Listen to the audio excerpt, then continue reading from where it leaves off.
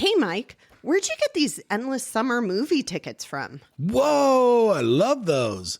That's from my Endless Summer box set. Ooh, where'd you get that from? The link is in the show notes, baby. Hey, everybody, welcome to the QuiverCast.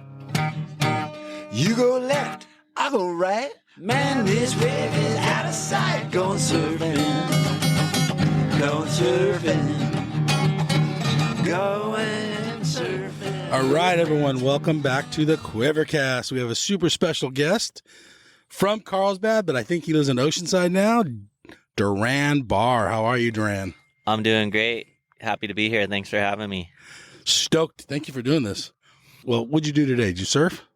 This morning, I surfed with the client. So I Cool. Caught a couple waves and was just helping someone, get a few more, just helping a lady read the waves and catch a few more and just give her a little boost of confidence and a little backup out in the water. Yeah, just down at the Oceanside Harbor at the South Jetty, running a surf school over there. So surfed with the client and we got a few more lessons going and then just jammed over to come say what up and podcast up with you. Let's start right there then, the surf school. So you have a surf school. It's called North County Surf Academy? Yeah, that's right. I've had a surf school here in Oceanside at the South Jetty. I think we're going on year 6 now. Okay, wow. That's a long time. Yeah, so all levels, from tourists coming into town that, summer, turn and burn, spring break, families coming to learn, to more intermediate, kind of like the lady I surfed with this morning, someone who just wants some help, building their confidence or reading the waves or maneuvering, whatever it might be. Yep. To, more advanced, kids trying to rip or run heats, or we're running like more adult coaching, or we're doing, like clinics, or, we're doing some like Baja tours now. Like I saw that. I want to talk about that. Taking people surfing down there and, just having fun and sharing our love of the ocean and making a little business out of it, and sharing that. So when did you come up with that idea? I had always done lessons for the Mexico Baja thing, or just the surf school in general, or both, whatever. Yeah, had always surfed obviously, and then worked for someone doing lessons, and figured why not just start my own. And actually my girlfriend, thanks to her, Allison, love her, she gave me a little kick in the butt to step it up and maybe start your own surf school. Like, why work for somebody? You can, of course, you got the means and the talent and the drive. So start your own. So that was kind of the maybe kickoff to just, sorting out permits and seeing what that looked like, where I was going to do it in Oceanside or Carlsbad or Encinitas, and then ended up getting on a wait list. The permit came available and just pulled the trigger to make it all happen. So that's just kind of organically just how it came about. Yeah. That's awesome. Was there any obstacles? Obviously permits and stuff. Yeah. That's a bit tricky. Okay. I had looked into Carlsbad, Encinitas, Oceanside, put in applications in all 3. So you're just on a wait list. Yeah. And then Oceanside was the first one to pop up. I think I was 3rd or 4th on a wait list, 5 or 6 years ago now. Whoever was ahead of me, didn't get on top of their paperwork or their insurance, or they decided to let it go, or whatever came about. Yeah, got the permit, got the insurance, built the website, got the gear, started marketing it. Here we are 5 or 6 years later, and it's doing really well. I've been fortunate to just take good care of people and try to do a legit job, and good timing with the growth of the city and the new hotels and all that type of stuff. So huge. Does that make it way more busy? Yeah. With all these hotels and stuff? I think obviously, we've all seen the growth of Oceanside and everything coming into town with restaurants and hotels and all that. So definitely a lot more people coming here as a travel vacation destination, Yeah. There's a few obstacles. What did you learn from the surf school? What have you learned over the years? Discipline and trying to stay organized.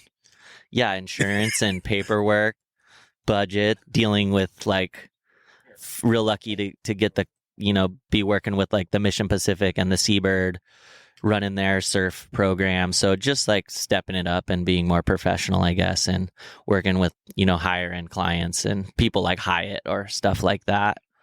it was all stuff I knew, I guess. I obviously know how to surf and had taught people how to surf, but I guess just stepping it up and taking the responsibility to like grab the bull by the horns, I guess, and jump on it, you know. What do you think of surf schools? Should they be permitted or should it be a free for all? Like, what are your thoughts on running a surf school?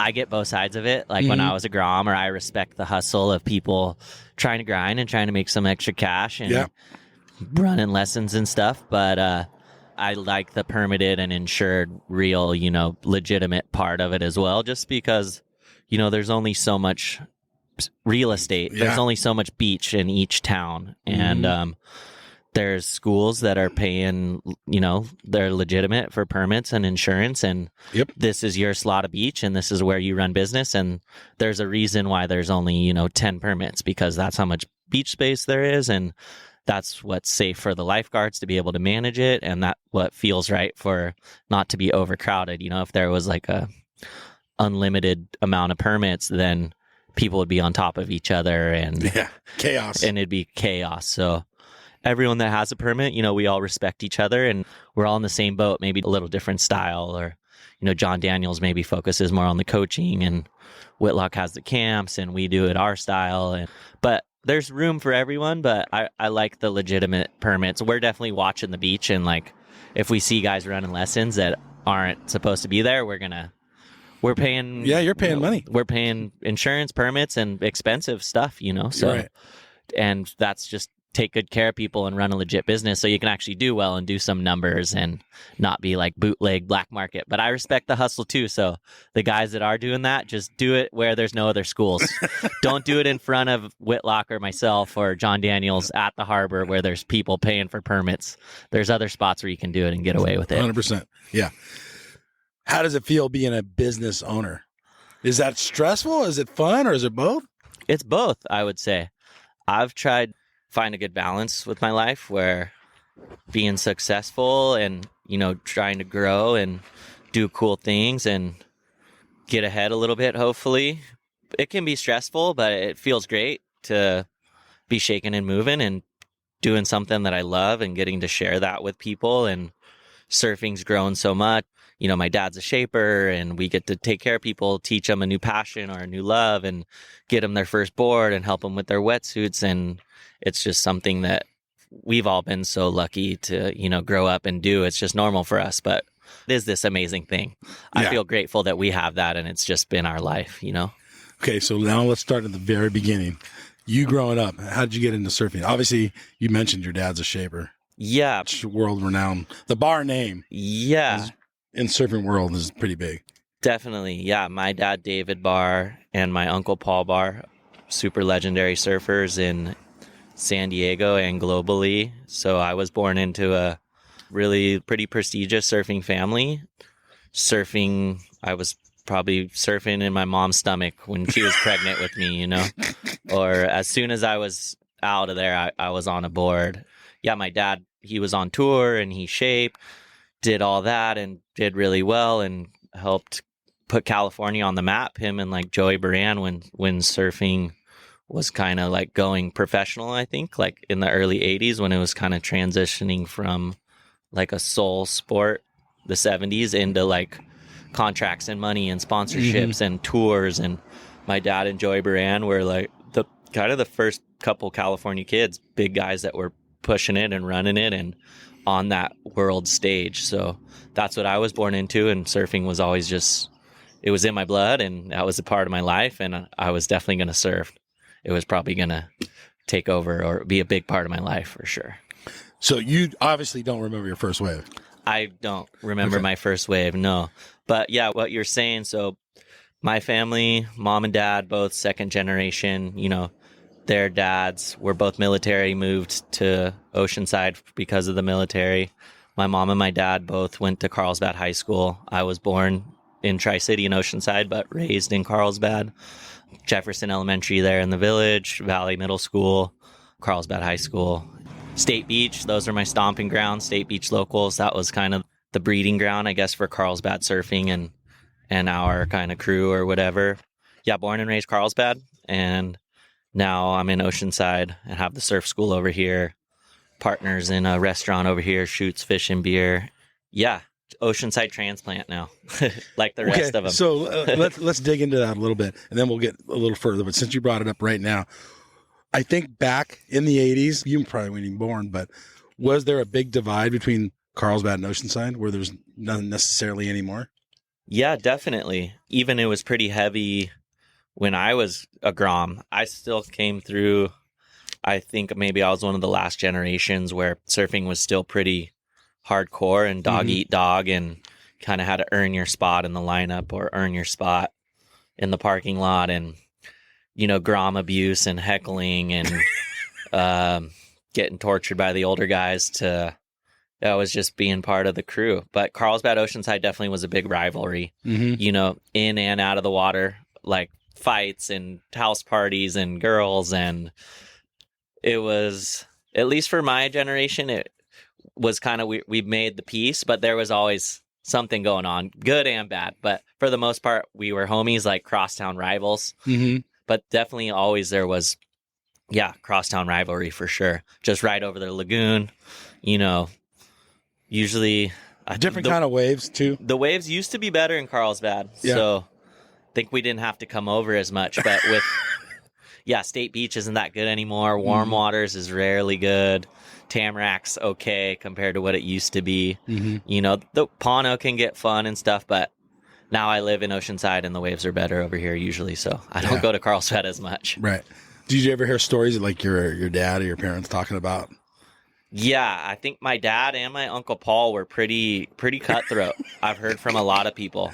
Pretty aggro. Even yesterday was my birthday, actually. Okay, happy birthday. So I was with my dad and my uncle. Okay. We had some dinner and we were having a beer at the village pub down there, and they were talking story, reminiscing of the good old days. But heard from a lot of the uncles and everyone around that my dad was pretty aggressive, but that's how surfing was. It was way more intense. People fought for what was theirs, and they repped it, and they were about it and didn't take shit as much, I guess, Yeah. So did your dad ever talk about the classic warm water days? Yeah. I mean, that was a hot spot of Carlsbad back in the day, right? For sure. Yeah. The warm water jetties there where the power plant used to be, the power plant cooled the turbines, or the ocean water, they pumped the water out, and there was a couple more jetties, or seems like what everyone always says, how it used to be. But my dad, just like a running right, pretty like, can be a really good tube, a right and a left. And I think my dad said it was like Durban or South Africa, or like a lot of really good waves that he had surfed around the world, that when Warm Waters was on, it was like a good top to bottom right hand, like sandbar, like estuary river mouth type kind of peak setup, but all the boys, all the Carlsbad, all the uncles and people generations ahead of me would rave about how good it was. And my dad was definitely the guy there, before maybe a Taylor Knox or something like that. My dad and my uncle were probably getting rowdy and yelling at people or doing whatever, snapping. But it used to be good. Not as much anymore, but there's still a few days, and I saw it coming up. Like, it used to fire a lot more. So I've gotten a ton of really good waves there, and there's still a few days here and there, but not quite as consistent or good. They removed that little finger jetty. Did that change the wave? Yeah. Make it worse? Better? I think it made it worse, and just all the coastal erosion. You know how bad everything is now. Yeah. Like, whatever they've done in the past, or putting those. I think they put one in and then removed it. So they were actually, my dad and all the guys were thinking that maybe it was going to get good again, because that's when it used to be really good. It was before they put that jetty. Okay. And then they put that in, and it kind of obstructed like the natural flow of the sand, is at least what they told me. Okay. And then they removed it, and now there's kind of just a hole, and the beach is like gone. So the sandbars aren't quite the same, but yeah. Back to your childhood. So you don't remember your first wave or anything. Do you remember the first wave that you were like, felt the stoke? Like, dude, that was like the best wave? Or was there a lot of days? I weirdly enough, just... Does it all flow together? It all flows together. I just feel like my childhood was at the beach with my friends, and my little rat pack growing up was like Brent Riley and like Gabe Garcia, and those were the two really good surfers my age. We were best friends, and me and Brenty, our parents were best friends, and we were in the crib together. You know, there's pictures of us from infants. Okay. And we were probably at the beach surfing as soon as we could walk together. So I weirdly enough don't really remember those first sessions where it just clicked or I had that first wave. It always was, I guess. Okay. What about contests? You started surfing contests at a certain age? Yeah, my dad he never pushed me super hard. Growing up, I played soccer, I played baseball, kind of played 1 year Pop Warner, but surfing was always like going to be my thing. When I really started getting probably like out of elementary school is where I like dropped all the other sports. Like, okay, I wasn't going to play baseball anymore. I wasn't going to play Pop Warner or soccer. So probably middle school is when we started competing pretty hard, like going for it, you know, in the amateur events, and then through high school surfing in pro juniors and QSs and traveling and giving all that a go pretty hard with two of my best friends, Brent Riley and Gabe Garcia. We were doing well in the contests and stuff, and Brenty especially, he was a great competitor, but we were winning, you know, national champs for high schools and state champs, and I was a decent competitor, and I won contests, and nothing huge or anything, but in an amateur level, and competed at a pro level and stuff, so was always competing definitely from middle school on, like contests every weekend, you know. Yeah. Okay, so I recall, and I couldn't find it, but I recall 10, 15 years ago, there was a movie, I don't know, was it like a documentary about your high school years and you were kind of the star? What? There was a few funny things like that. Do you remember that? Or no? Red Bull did one. I don't know. Yeah, I don't know. There was a few of those. I don't know if I was the star, but you know, I couldn't find it, so that's how I remember it. I think one of the bigger ones in high school was Red Bull did like it might have been Red Bull. A national, it was called the Game Series. It was a different competition type was thing. Was it like the Brad Gerlach thing? Yeah. Okay. And my dad was actually the coach for the San Diego team at the big pro level. Okay, maybe that's what it was. So Carlsbad High School, we ended up winning the national title for that Red Bull Game Series. Okay. So then Red Bull was like following us around and did some webisode. That's probably the one you're thinking of, like eating lunch at Lola's or cruising around the high school or like surf PE and then the contest and then like the US Open. And yeah, it's been a while since I seen that, but it was following the team. Myself and Brent Riley and Gabe and all of our friends that were involved and on the team and the coaches and all that. It was classic. The game, it's funny you brought it up. What did you think of the format of the game? Even though it's gone, it doesn't exist. But what's your thoughts? I thought it was epic. Everyone that competed in that loved it. Yeah. It was so much fun and something different, and just like the walkie-talkies and the water coach and the land coach and I forget even how the format fully was. It was points, right? Point system, and then there was timeouts, and you subbed people in. I think each surfer had maybe one score in like a half-hour period, and there was timeouts, and then there was like a whammy guy who had like double points, and then there was quarters, like maybe 4 quarters. Yeah, something like that. So I'd have to look back into it, but it was super fun. And the Red Bull did a good job with that. Like, we didn't go to the East Coast, but that national title, the East Coast teams came out here. The contest was at Lowers. Actually, we were talking about it last night. I bogged in the final. I think Coco Ho beat me. Coco Ho beat me, and my dad. That's so rad. My dad subbed me out. Okay. And my friend Tyler McGinty, who I haven't seen in a while, but we were saying how he came in and threw an air and we won. I almost bogged out our national champ, but luckily my dad subbed me out. Well, that's what you have a team format. Yeah. If it's not your day, it might be someone else's. Yeah. That's rad. So yeah, that was cool. Okay, so back to your childhood and your dad and all that. How was your dad? Was he a coach for you, or was he your dad during the contest amateur years? He was both. Both. But my dad's, if you know him, he's pretty modest and pretty soft. He can be soft spoken, but he wasn't like the soccer dad at the beach, yelling at me or you need to do another heat or do some jumping jacks or run up the beach or you didn't get the score. But obviously he was a fierce, high level competitor that did really well. So he was there in my corner and helped me to the best of it. He was definitely my coach and my dad, and gave me all his insight and his knowledge and was in my corner along the whole way.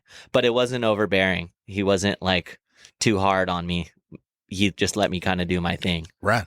Was it hard to be in the Barr family knowing that you kind of have these people that are super good surfers Yeah. above you? Or just naturally, I felt the pressure. Not too that's a good hard. word, pressure. It wasn't like, I guess I wasn't scared of it or whatever. There was just, I wanted to surf well and make my dad proud, which he always was, and my uncles, but it never felt like I needed to prove myself or anything like that. I guess I was just in those circles. I was always with the older guys, and my dad shaping and being a great shaper and getting to travel and compete. I was always with the older guys or in those good circles of people to where I just naturally became a pretty good surfer by being in that environment, and it was just fun, and I was excited for the challenge and all the doors that my family and my dad and uncle that were open for me because of who my family was and who my dad was.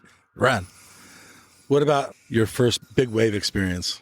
Yeah, my first big wave experience is going to the North Shore. North Shore of Oahu. I was probably like 12 years old, I would say. Just a Grom. I was a Grom. Obviously, that's still is sort of the proving grounds, as a young amateur, or if you're trying to make or break it or become a surfer. So I was surfing for O'Neill along with my best friend, one of my best friends at the time, Brent Riley. He had already done a winter. He was there a year before. He got to do it the year before. Then I got on the team. So, we got to stay at the Pipe House and do the winters there. And I was 12 or 13, and my first session was at Pipe, pretty maxing big pipe. There was third reefers my first session. Wow. And but Brenty was going out, my good friend Brent Riley. Yeah. I can't remember if Gabe was there, my friend Beeve. Brent was going out, so I didn't really have a choice. I couldn't be scared or be a pussy and not go for it. And Biff, another Carlsbad legend who passed away, Charger, Teapu guy, he was there, and he showed up to the O'Neill house and, Groms, you're going out. I didn't really have a choice. Yeah. He's like, you're here, the swell's here, the boards are here, start waxing up your board, let's go. And I was going to do it. I wanted it, but it was scary for sure. It was very scary. So how'd that session go?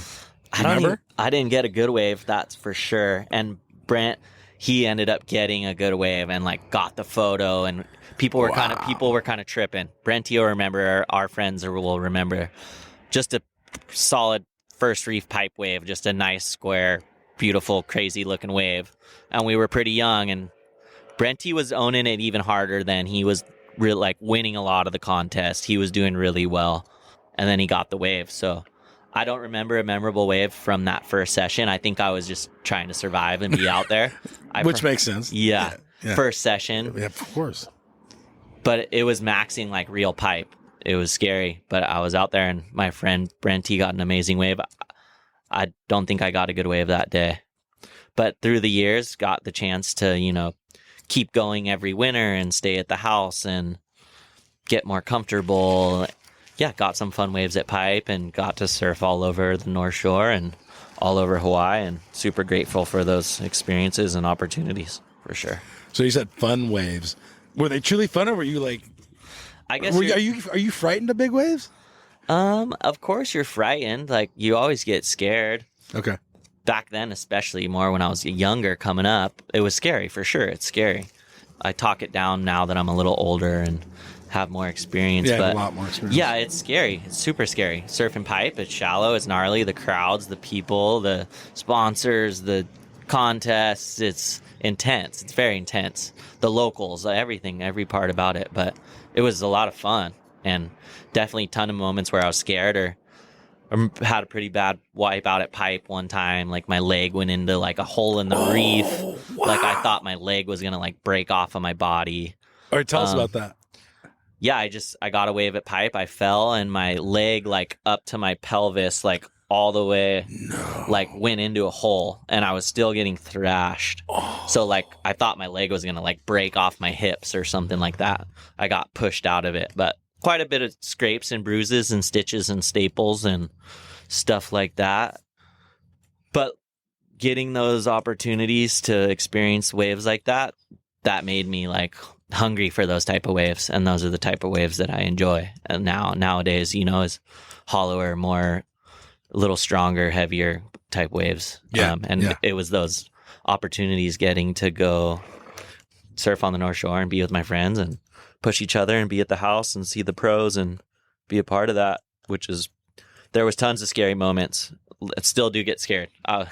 But that's what we love about it. That's fun. That's the rush, right? What was the house like when you said you're 12 years old, 13 years old standing? It was crazy.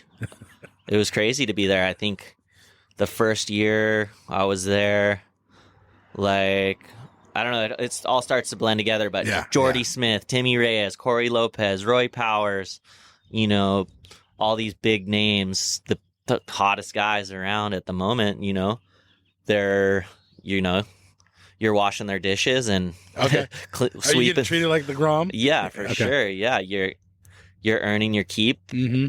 Few years I got to stay at the Pipe House, which was crazy. Mm. We were on the floor. We didn't even have a room. They had mats for us. Me, Brenty, John was tiny back then. The Florence brothers. But then, like towards the later years, they'd have like a Grom house. But I did get to stay at the Pipe House a couple years. Mm-hmm. But then they'd have like the big dogs were at the Pipe House. Like if the Pipe Masters is here or whatever, like the top pros are staying here. Like the Groms, you go to the Rocky Point house, or like they have Grom house, a girl house. And then like the big dog house. Yeah, it was crazy. Those experiences on the beach at Pipe, you get like those windows of waves. If you're sitting there all day when maybe the crowd thins out, or right when it turns on, or something like that. And yeah, it was rad. Did you get advice from anybody before heading over there? Yeah, a ton of people. I figured. My dad, you know, my family, obviously. And then my dad being a great shaper. There was a lot of guys riding his boards, or a lot of, you know, hometown guys would be over there. Taylor Knock, he had helped me over there on the North Shore quite a bit. Biff, who I had talked about, he'd make me charge. Richard Fox, a whole ton of people between the team managers and the local people. And yeah, I was always surrounded by people pushing me and helping me. And some of the greatest surfers on earth, really. Yeah, amazing surfers. Yeah. Luckily, my dad being who he was, people were David Baugh, whatever, you know, they're amped to help me. Yeah. They loved my dad, and he had so many awesome connections, and surfing's like pretty open door community, you know. If you're in those circles, people want to help each other, and you're traveling around and see people around the world, and you help each other out when you can, you know. So you've been all over the world. So where are the few places you've been, and then what's your favorite wave today? Yeah, I've been lucky to travel a lot, like, you know, all over Hawaii, Central America, Mexico, Indonesia. I love all types of waves, you know, whether you're looking, I can't pick one, honestly. Okay. Depending on what you're looking for, like Indonesia is maybe that more perfection, machine-like, crazy, just Desert Point, or even Uluwatu, or the Mentawais, or whatever. As of late, what I've been really drawn to, and what I love the most, is like mainland Mexico beach breaks, like, you know, Puerto Escondido, Zicatela. I was just down in Pasquales, love spending time down there. So trying to hunt those type of waves, you know, deep water, good thick tubes, good sized barrels. That's what I love. But Indonesia is amazing. Hawaii is amazing. Baja is amazing. Just variety. I want to try it all, you know? Okay. So there's a lot of good waves in cold water destinations, but are you picking the warm water? Do you prefer, or does it matter to you?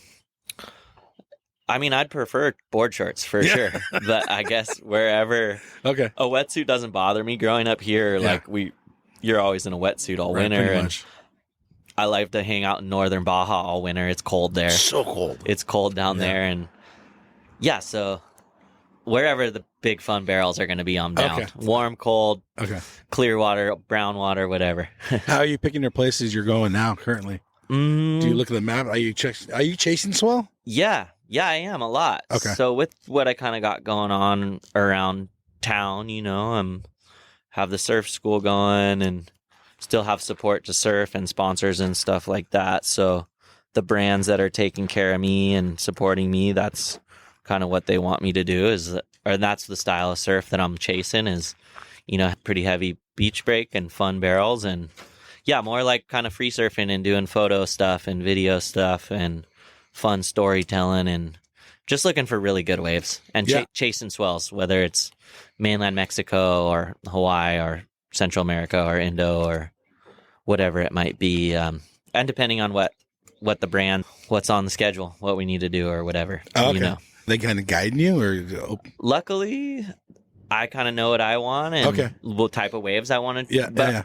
But if they need the board short shot or you need to be here or if Shoots needs something or this is what the team wants to do or this is what we're looking for, I want to be, for the most part, mainland Mexico looking for good swells in Puerto Escondido or in Pascuales in the summertime, and then in the winter kind of hanging in northern Baja a lot and doing hopefully a Hawaii trip or two. And I'd love to obviously keep traveling and seeing new stuff and doing new stuff. I've never been to Europe. So just keep expanding and growing on all that. But if you were to go to Europe, where would you go? Portugal seems amazing. I mean, I'd love to go everywhere. If and when I go, hopefully I'll do a month or two there. And Portugal seems really wave rich with all different types of waves from, huge to slabs, rights, lefts, wedges, slabs, beach breaks, point breaks. I'd love to see like French beachies or Spain. I'll hopefully see it all. Yeah. And in some of your videos, you're getting towed in. How's that? And how'd you get into towing? A lot of times we'll be doing step offs quite a bit. Yeah, where you're step offs. You're just like jumping off the side of the jet ski. We were just doing that in Pascuales like last week. Yeah, it's just a lot of fun. Basically, just maximizing the amount. It's a lot easier. It's a whole thing in its own. With the jet ski and having a good driver and launching the ski and keeping it maintained and. Here in northern Baja, when the beach breaks are pumping, it's, triple overhead, 15+ foot faces. There's a lot of current, a lot of wind. It's hard to find a wave. So when you're on a jet ski, you're harvesting, you can chase a million waves down. You don't have to paddle. You can, it's just having a lot more fun. Like if you could get 20 barrels or 2 barrels, that's a no brainer for me, Of course. Okay. So launching the jet ski out, how are you guys doing that if there's no harbor nearby? Straight from the beach? Yeah. So that's a huge chore. That's gnarly, right? That's what keeps it pretty uncrowded down there. And the police are always a factor. And just like here, the sand is changing. So one spot that was a spot, the sand's gone. It's all rocks. So knowing where to go, where's the good spot, where your car is going to be safe, having a good teammate, a good person that knows how to drive the truck with the trailer and back it in and dump it close to the water and be fast and just but it's a process, and then loading the ski and the gas and the cleaning it but when it all comes together and you're getting a ton of good waves and you're laughing with your buddy and you're getting shacked and you're drinking cervezas and having tacos at the end of the day, it's pretty dreamy, and it's so grateful to have that in our backyard. And probably shouldn't be talking about it too much. It's actually, it's really hard. The police are gnarly. The waves are gnarly. It's all gnarly, but it's a lot of fun. And it's sick. Any sketchy situations you've had? It's been it's heavy down there. Like everything you see, and the police are corrupt, and, there's cartel stuff and nothing super crazy. Thankfully, personally, knock on wood, but friends have had cars stolen and jet skis and stuff stolen, and the police are looking for handouts. You're driving a nice truck with a jet ski. That's dollar signs. And a lot of times where you're launching on the beach, it might be illegal. It's a public beach, and unless some places have private entries, and just knowing the lay of the land and all that is really hard. And a lot of people don't have the time or the resources to learn all that. So just your standard cop shakedown has been the extent of mine. My vehicle personally hasn't been stolen, but some friends have, and get insurance and be ready for anything, kind of. Yeah. What about any Mexican friends or any of the Mexican locals? I have a ton of friends down there. I've had a place down there for a couple years now, and cool. I love being down there and spending my time there, and the waves are better and it's less crowded and the food's better. And I love home too. Home is amazing. I'm so lucky to be able to bounce back and forth. But the locals are cool. The community is very opening, and I've tried to give back to them. Past few years, we've done some like board drives and tried to get gear down there and try to take care of the local photographers or support the local surf shops or just give a little bit back. That's cool.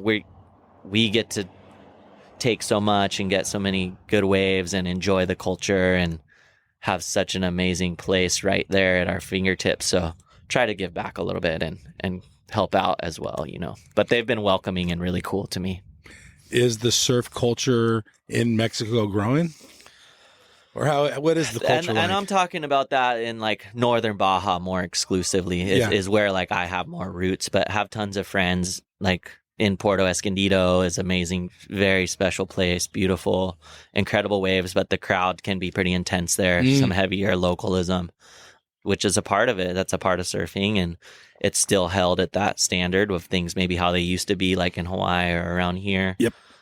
What's the surf culture like in Mexico? Yeah. Let's say northern Mexico. Northern Baja, they're welcoming and they're stoked. They want to see good surfers and see what we're doing and what we're riding and, you know, learn and meet new photographers and expand. And yeah, nothing but pretty much open arms. It's a small community, you know, so they love to surf together. It's really cool. Like all the locals are usually at one spot. Like the whole crew is they're all surfing together. Okay. And there's maybe 2 handfuls, 10 to 15 guys in Rosarito maybe that are like local surfers, girls and guys. And they're super cool and nice. And I see them all the time and have fun sessions with them and drink beers with them and chill out. Yeah.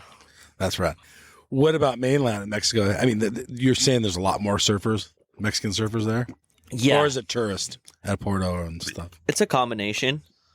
Zicatela is probably the more intense, or definitely like surf culture as like almost like a North Shore vibe where there's like, you know, it's a very intense wave and it's dangerous and there's pros and there's cameras and there's people flying in to chase swells. And so again, I'm very grateful that I have tons of friends there and can be very welcoming and it feels like home to me there. But it's not like that for everyone too. If you kind of got to earn your spot and there's a hierarchy and the locals have a priority and you should try and help out the community or support a local photographer or bring a board for a Grom or somebody, and that helps earn respect anywhere. It's the same thing, I guess, or like give respect to earn respect, right? Yeah, 100%.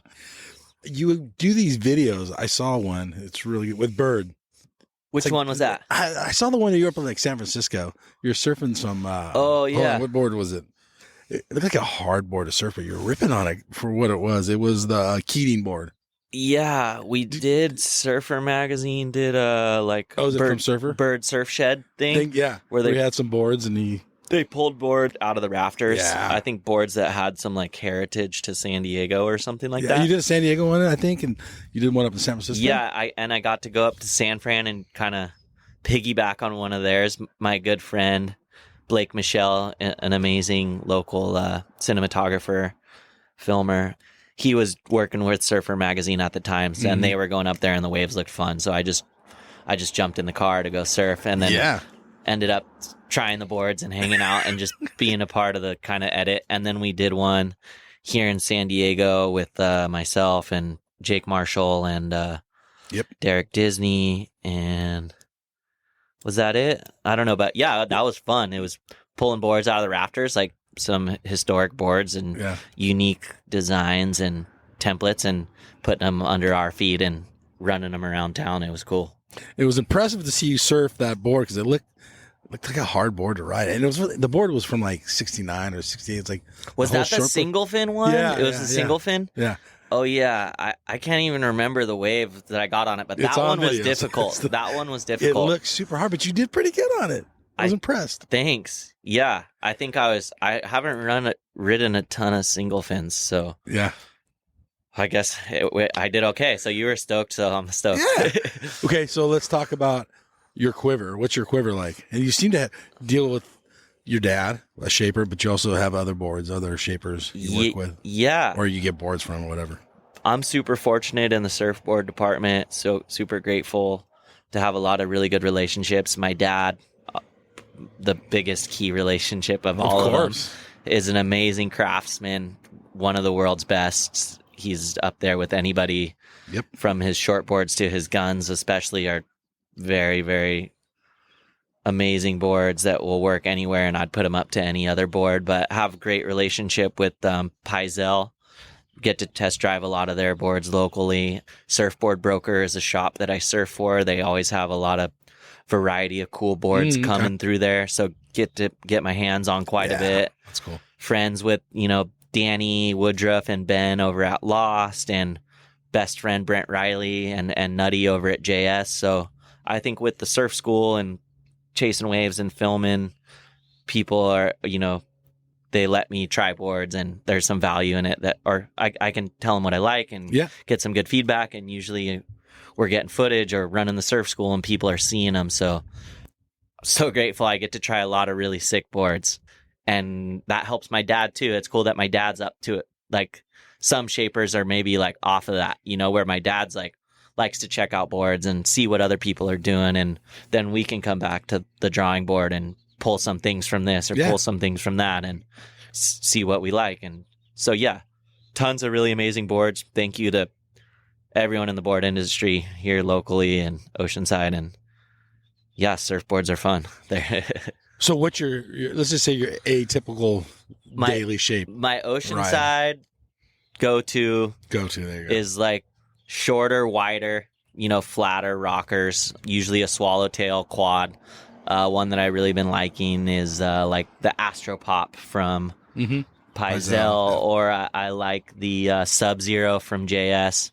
My dad had a couple really good fish models that I've been liking, like fish quads. If I see something that sparks interest at Broker, like a twin fin, I like a lot of variety. But usually for California, for North County, shorter, wider, flatter, quad fin or twin fin, so fast, like more user friendly for average waves, Okay, so has your surfing changed over the years? Especially, are you doing contests anymore? I'll compete. Like, I'm not chasing the competition circuit, but I still like to compete. As of late, not so much, with surf school and shoots. Business, and you're busy, man. Yeah, and then I'm trying to chase swells myself, so I've maybe shifted gears into not wanting to compete as much, but I still love it. And if there's a local contest that looks fun and you could win some money or something, like, I'm down. Like this weekend we have the West Coast Board Riders event at Pano. That's a super fun event, more community based, where all the clubs, Oceanside, Carlsbad, Encinitas, La Jolla, we all battle it out, and Carlsbad's hosting it this weekend. So just depending on my schedule and if there's a little coin to make, or if it seems like a fun event, like I like to throw the jersey on and I can compete still, I think. Okay. Has your surfing changed over the years? I still like to think I'm surfing well, and I like to throw airs and be pretty progressive. Try to be well-rounded with style. I think it's changed. I feel like I'm still growing and becoming more confident in like the heavier surf, and I think that's where I'm trying to push my level these days. Is growing in that angle of bigger, heavier, getting more comfortable and more consequential waves like that. That's where my focus is. So let me ask you then, and let's see if I can say it the right way. So when you were 13-year-old Duran to, how old are you today? I just turned 34 yesterday, May 1st. Yeah. Congratulations on your birthday. Another birthday. So 34-year-old, so 20 years later.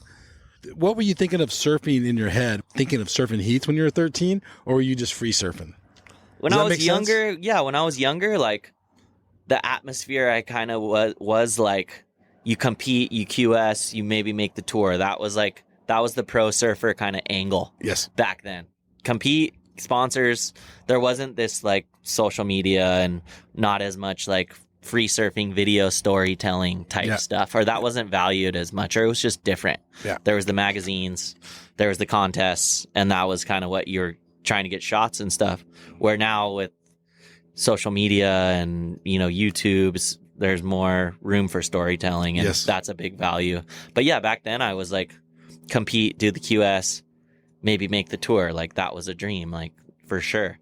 But were you surfing like 3 to the beach? Does that make sense? For sure. Or instead of the big air you might do today? I think I always tried to be well-rounded, like progressive, but like if you got a 3 to the beach hit, depending on conditions or what was going on, you don't want to like put myself in a box. Again, trying to be well-rounded, I think, where you could excel in better waves, and if you got to grind out a heat and crap, that you could do that too. These days, with the free time and the storytelling, I want to focus on getting really good quality, heavy, good waves. Not worried about the contests. If there's a fun local event and the boys are doing it and you can make some money, I'm down. But if there's a big swell, I'm going to chase that 100%. And then let's talk about your big wave chasing. You seem to be more like top to bottom, like heavy waves, as opposed to like big waves. Yeah. Like versus Waimea versus pipe kind of thing. I wouldn't say I'm a big wave surfer. Like I love big barrels, which will be sometimes big waves. Yeah, of course. But I do want to expand on that. Like I need to get out to Todos more, but same thing. Like it's really hard for me to leave the beach breaks when it's pumping barrels to go get like a 40-foot drop. Yeah. I can get like a 15-foot barrel or like a 30-foot drop. Right. I'm probably going to go for the barrel like 9 out of 10 times. But yeah, I like tall waves too, but I'd much rather hopefully hollow and tall. But I think I want to, again, keep expanding. Like I don't think I'm a big wave surfer. I like heavier, big waves, but it's not like I'm going to Nazare or going to Jaws, but I do want to do all that still. You do? I do, yeah. Oh, okay. I guess I gotta sacrifice some barrels maybe, or learn, keep growing. What do you think of the sport of big wave surfing? It's Go ahead. Well, I was gonna say it doesn't kind of exist anymore except for social media. Like the contests. Well, they still do, right? I think they have Jaws, right? And then they did Todos this year. Yeah, that was like Gary Linden. Gary Linden, yeah. And then they have Nazare, and the sport is crazy where things have come with the technology and the safety aspect of it, and then the board design and how good the boards are, and how many amazing surfers there are that are trying to push it at that level. It's crazy. It's super crazy. I have a ton of respect. I'd like to be in the conversation of being in the mix when the waves are big and barreling, like in Porto or something like that. Yeah, it's crazy. Got to be friends with like Tyler Laurent. We both surf for Dark Seas, a clothing brand.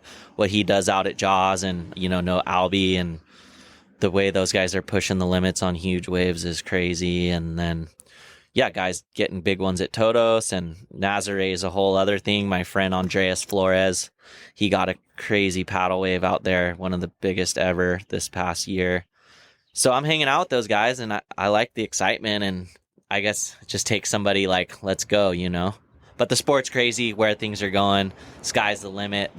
What Kai Lenny and Lucas Chumbo and those guys are doing is like next level. It's like another sport, Yeah. Paddling into those waves, would you prefer to get towed in or paddle? I think it's a lot heavier and scarier paddling. I'd like to do both. If I could, in a perfect world. Yeah. Hopefully, Tyler, if you're hearing this, or maybe next winter, go to Jaws and maybe tow a day and paddle a day, and there you go. Get out to Todos and do the same. You got to earn it. Like you should paddle, and then if you get the chance to jump on a ski and tow, then that's awesome too. But things like Nazare, and I don't have those balls yet. I need to keep growing for sure. Like those guys are paddling around in like 100-foot seas. Like jet ski for Nazare for me, please. Okay. Yes. Okay. I don't know if I'll ever want to paddle that, but I'd like to maybe tow a huge wave out there for not Nazare standards, but tow a good size wave out there. Or I want to try it all, I guess. Do you do anything in preparation? Obviously, you do something, but are you jogging? Are you like Mr. Fitness guy going in these heavy waters? being a little older. I'm 34 now. Birthday yesterday. Trying to take better care of myself, eating decent, and I'm pretty active. I'm at the beach surfing every day or dropping equipment off for a surf lesson in the water. Been doing a lot more like yoga, a lot of hot yoga a couple times a week. Wow. My girlfriend Allison, she's an instructor at Legree and Versa Fit, so they got those Pilates machines and the Versa climbers. Those things are pretty good cardio.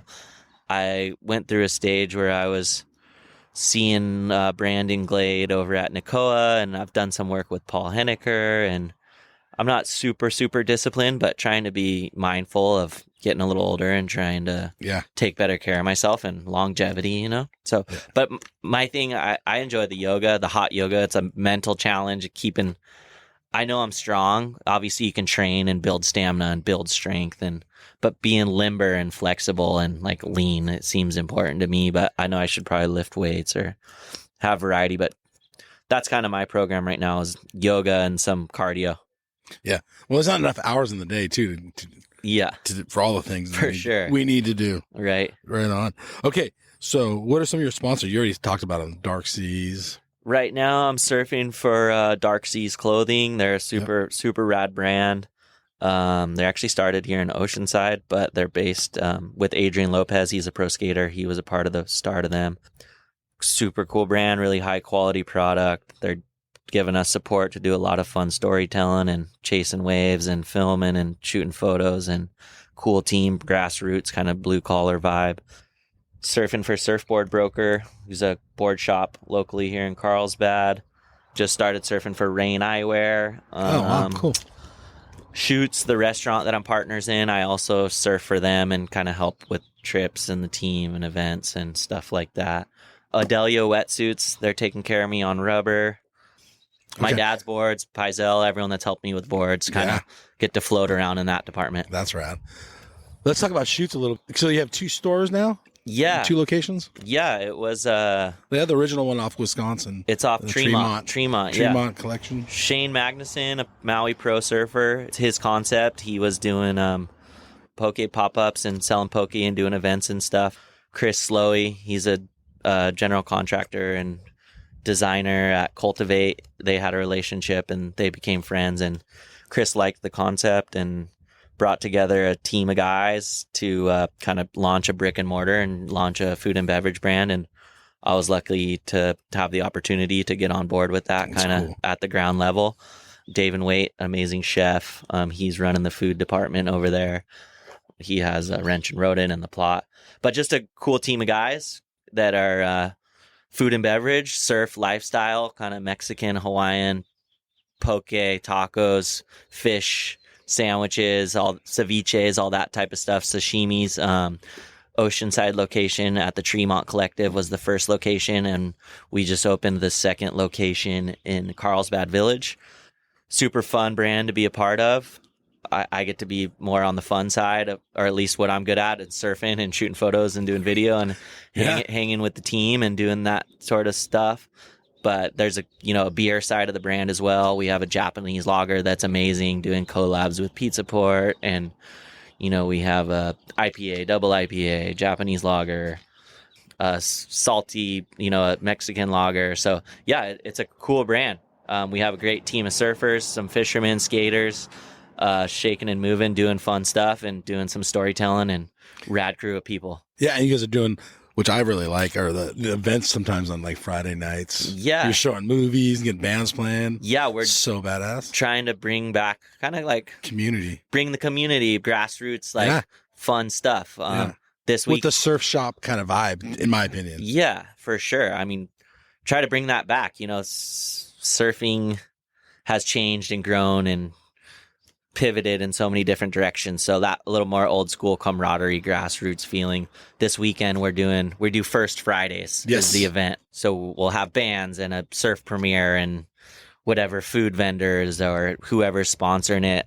This Friday coming up at Shoots Carlsbad, we have Tosh Tudor. We just got him on the team. Oh, okay. He's got a new film coming out. It's called Tube Therapy. Super rad movie. You guys should come to Shoots Carlsbad and check it out. We're premiering it this Friday. It's a fun brand. Stoked to be a part of it. And keep moving. That's so cool. Yeah, I love the events that go in there, and it's packed, and it's all surf-oriented, based, so it's so fun. So you see some guys you see in the water that you've never talked to, and all of a sudden you see them, so it's kind of... Yeah, for You know what sure. I mean? It brings the community together, and Yeah. those concepts, kind of the collectives, have a little something for everyone. Like the kids can run around, mom can have a beer, Yes. dad can have Yes. a beer, you can grab coffee, All ice ages. cream, whatever, you know. Yeah. Anything else going on in your life in Oceanside, Carlsbad area? Just trying to stay active, stay healthy, keep growing with, you know, surf schools and restaurant stuff, and keep chasing swells and keep getting bigger and better surfing and with life and friends and relationships, and that's about it. So what do you see yourself in like 20 years? Successful businessman, or like... I hope so, yeah.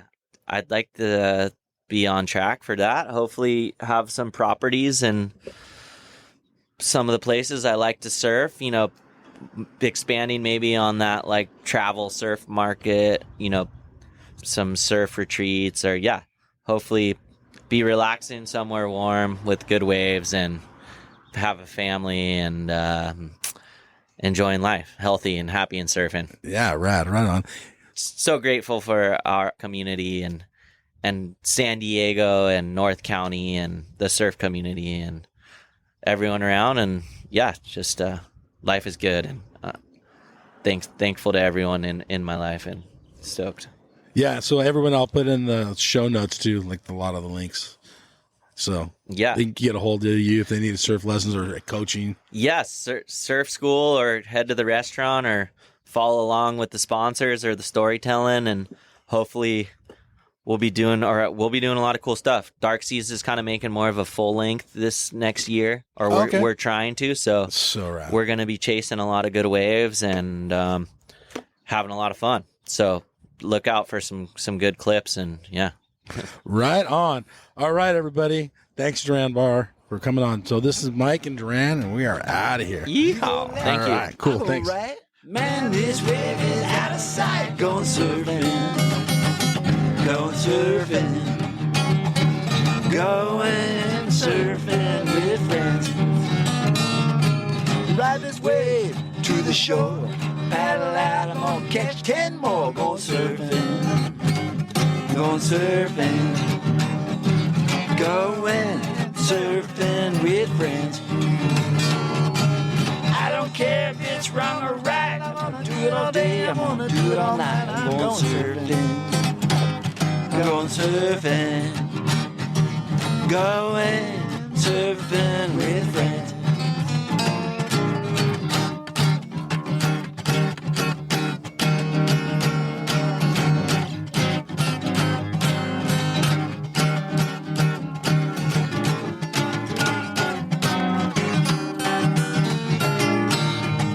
Watching up on my way. It's a beautiful day. I'm going surfing. I'm going surfing. Going surfing with friends. Woo! Hey, you guys, Endless Summer box set. This thing is legit. It's authentic. Numbered certificate in it. It has a 5-frame film strip from the original print. You literally own a piece of history. It has a specially minted bronze medallion. Dude, that thing's sick. Okay, there's so much more here. Go to the show notes. There's a link on there. Go check this piece of history out. This thing's rad. Seriously. Smithsonian American History Museum has it. It took 4 years of research with 3.5 in production, all hand assembled. This thing's rad. So much to this awesome box set. Remastered DVD, sharper images than the original film, but dude, this thing's so sick. Link in the show notes.